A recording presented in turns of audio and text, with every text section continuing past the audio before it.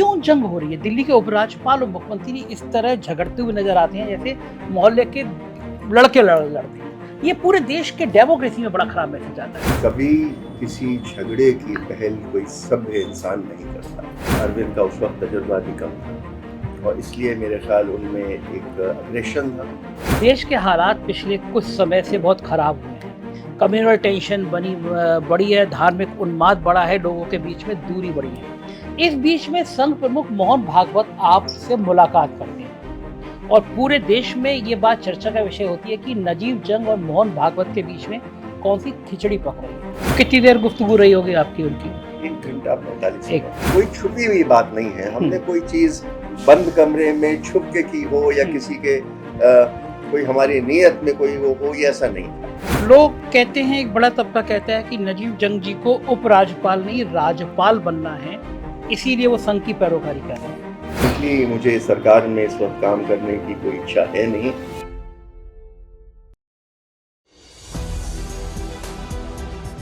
नमस्कार, मैं हूं संजय शर्मा। आप देख रहे हैं 4PM न्यूज़ नेटवर्क।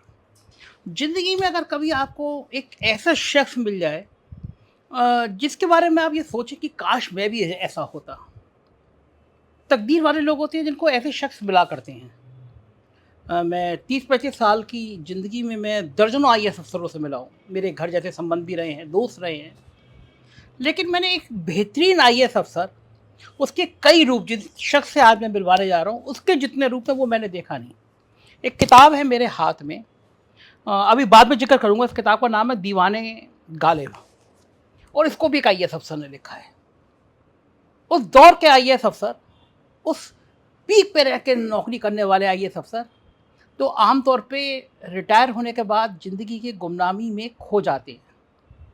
मगर कुछ IAS अफसर ऐसे होते हैं जिनकी योग्यता का लोहा पूरी दुनिया मानती है। मैं ऐसी एक शख्स से आपकी मुलाकात करा रहा हूँ जिन्होंने डॉक्टरेट की है ऑक्सफोर्ड यूनिवर्सिटी में, थिएटर के बहुत बढ़िया आर्टिस्ट रहे हैं, 7 ऐसी किताबें लिखी हैं जिसकी चर्चा पूरे देश और दुनिया में होती है।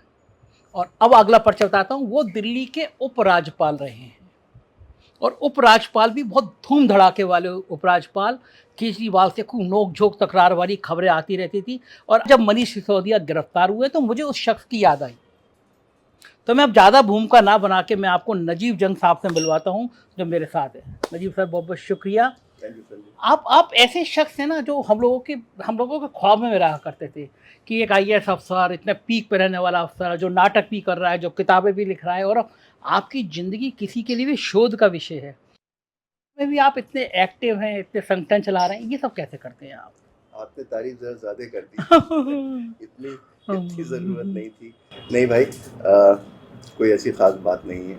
मेरा रिटायरमेंट होके भी अब 12-13 साल हो गए और उसके बाद मेरी खुशकिस्मती थी कि मुझे सरकार ने वाइस चांसलर बना दिया जामिया मिलिया इस्लामिया का, जो मैं समझता हूँ इतनी नौकरी की शायद सबसे अच्छा काम वही था। बच्चों को पढ़ाना, बच्चों के बीच में रहना, एक यूनिवर्सिटी चलाना, क्योंकि इंसान बच्चों की तकदीरें बदलता है। बिल्कुल। और तो उसमें एक बड़ा नायाब अवसर था। उसके बाद तकदीर ने करवट ली और एक सेकंड, आप जब वाइस चांसलर थे तब भी आप प्ले करते थे ना? एज वाइस चांसलर भी आपने वहाँ नाटक किया है ना? जामिया में बड़ी चर्चा है ना। आप अकबर, कोई एक नाटक बड़ा चर्चित हुआ था, आपको कौन सा था? वो उसका नाम तो अकबर सलीम था और मैंने अकबर का रोल उसमें किया। अकबर, आप लुक वाइज लगते भी थे स्मार्ट है ना। अच्छा, फिर आप बता रहे थे। फिर कुछ किस्मत ने दौर पकड़ा और यह बदला और मुझे दिल्ली का उपराज्यपाल बनाया, जहां मैं 4 साल, 4.25 साल रहा। फिर मैंने रिज़ाइन कर दिया था क्योंकि मैं चाहता था कि वापस एकेडेमिया में जाऊं, बच्चों को पढ़ाऊं या बच्चों के साथ वक्त इस्तेमाल कर सकूं। और दूसरी बात ये भी थी कि मेरी 2 बेटियां हैं अमेरिका में, तो ग्रैंड चिल्ड्रन हैं, उनके साथ भी कुछ वक्त मिल सके।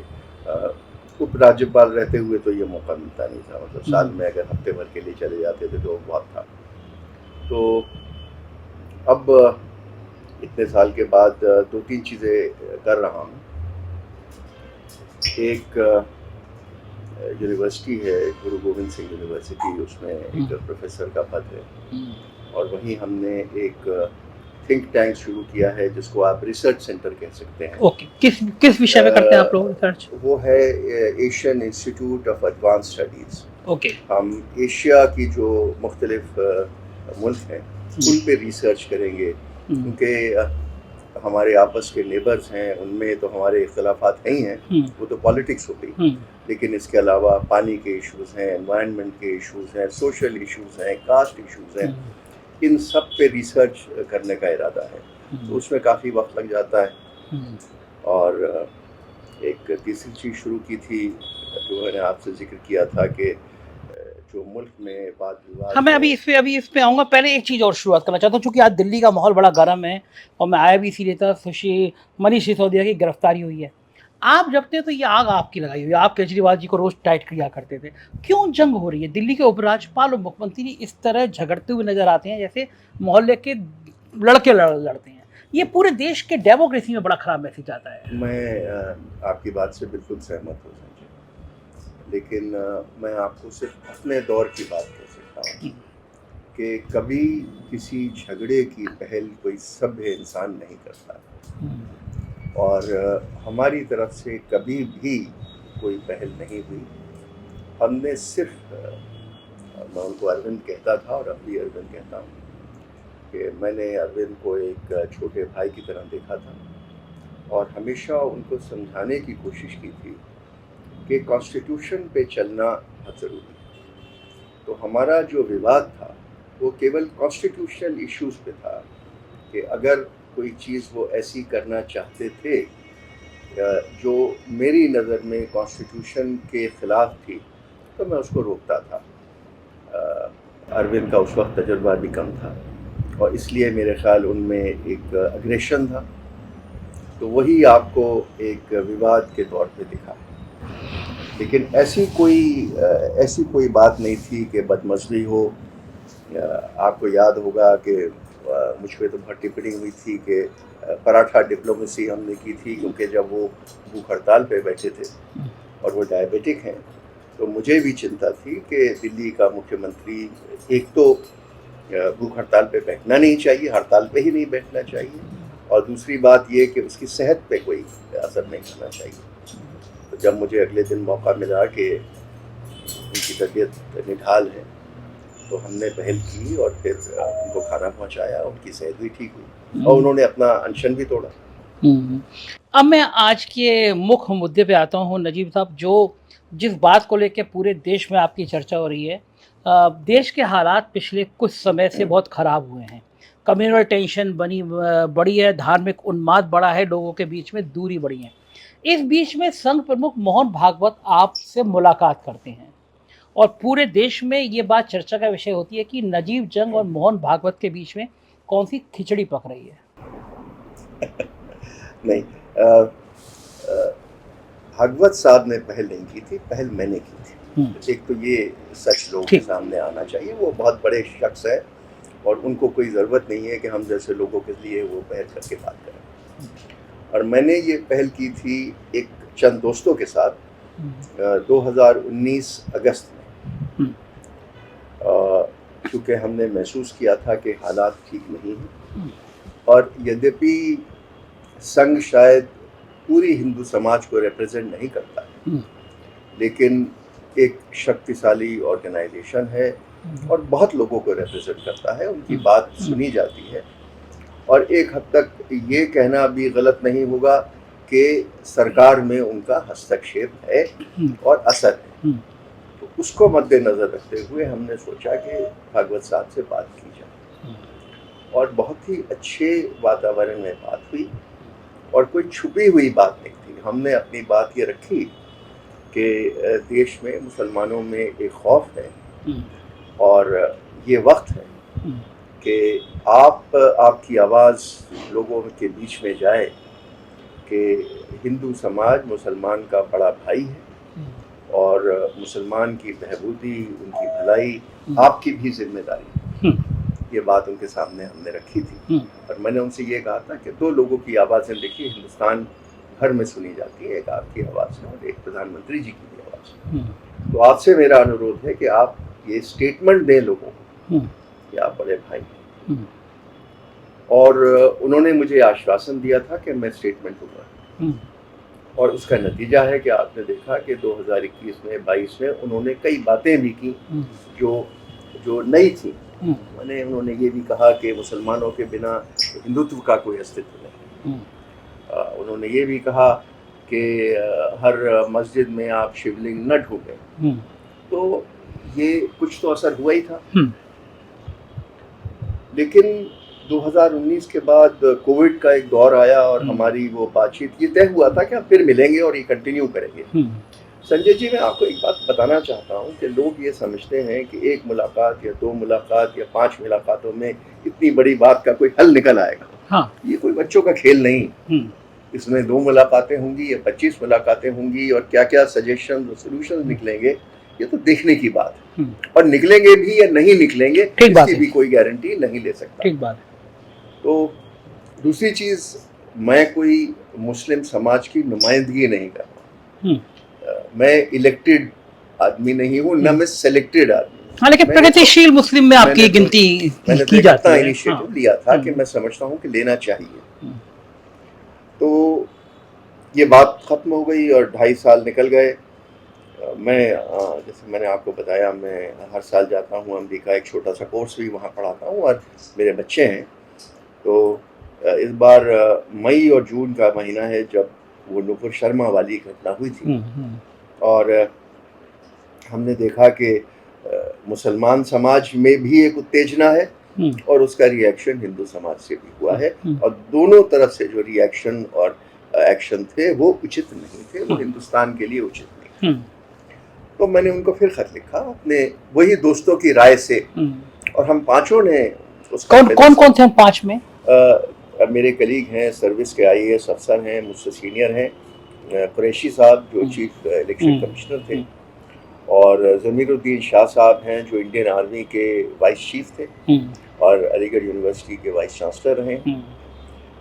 एक शाहिद सिद्दीकी साहब थे जो नई दुनिया अखबार चलाते थे, और सईद शेरवानी साहब हैं जो फिलांथ्रोपिस्ट हैं, सोशल वर्कर हैं, इंडस्ट्रियलिस्ट हैं। तो हम लोगों ने मिल के फिर ये खत लिखा। और जब आपकी मुलाकात की भागवत जी से तो आप 5 लोग साथ थे? हम 5 लोग। भागवत साहब ने हमें 1 महीने भर के अंदर वक्त दिया। उन्होंने ये कहा कि मैं जैसे ही दिल्ली आता हूँ आपसे मिलूंगा। कितनी देर गुफ्तगू रही होगी आपकी उनकी? 1 घंटा 45 मिनट, लगभग पौने 2 घंटे। फिर आपने दोबारा खत लिखा, फिर क्या हुआ? तो इसीलिए वही पौने 2 घंटे की बातचीत हुई उनसे। हम लोग गए वहाँ और फिर हमने अपनी बातें लिखी, उन्होंने अपनी बातें कही। हाँ। दोनों तरफ से गुफ्तगू हुई और हमने ये महसूस किया कि कुछ वाद विवाद जो है वो इतना गंभीर नहीं है कि सुलझाया नहीं जा सकता, और कुछ मुद्दे हैं जो ये आपको लगा कि गंभीर नहीं है या ये उनकी सोच थी कि गंभीर नहीं है? उनको भी लगा, हमको भी लगा कि कुछ मुद्दे ऐसे हैं जो हम आसानी से सुलझा सकते हैं। समाज के बीच में जाके कंफ्यूजन है, एक गलत फहमी है कि अगर मैं आपसे कोई बात कह दूं और मैं समझता हूं कि उसकी गलत फहमी मैं आपसे जल्दी से दूर कर सकता हूं तो वो हो जाता है। तो बहरहाल ये जब बातचीत हुई तो उन्होंने कहा कि भाई ये हम इस चीज़ को और बढ़ाएंगे, और इसको बढ़ाने के लिए उन्होंने अपने 4 नुमाइंदे का नाम दिया, बहुत सीनियर संघ के लोग, और हमने कहा कि हम लोग जाएंगे। और ये तय हुआ कि फिर हम वक्तन पर वक्तन हिंदुस्तान के विभिन्न मुल्कों में जाके, हिंदुस्तान के अलग राज्यों में जाके, और अपने आप जैसे बुद्धिजीवी लोग हैं, डॉक्टर्स हैं, जर्नलिस्ट हैं, प्रोफेसर्स हैं, उनसे जाके गुफ्तगू करेंगे कि देखिए भाईचारे की बात की जाए, दोस्ती की बात की जाए, और जो हम में इख्तलाफ हैं उनको दूर करने की कोशिश की जाए। तो ये जब बात हुई तो हम लोगों ने, क्योंकि जो आप कह रहे थे कि हमने और गुफ्तगू नहीं की, हमने सोचा कि अब हम इसको ज़रा विस्तार से मुस्लिम समाज के जो सीनियर लोग हैं उनसे बातचीत करें। आफ्टर ऑल मैंने कहा कि हमारी तो कोई हस्ती है नहीं, तो और मुसलमान समाज में सीनियर जो क्लेरिक्स हैं, उलमा हैं, उनसे मशवरा करना चाहिए।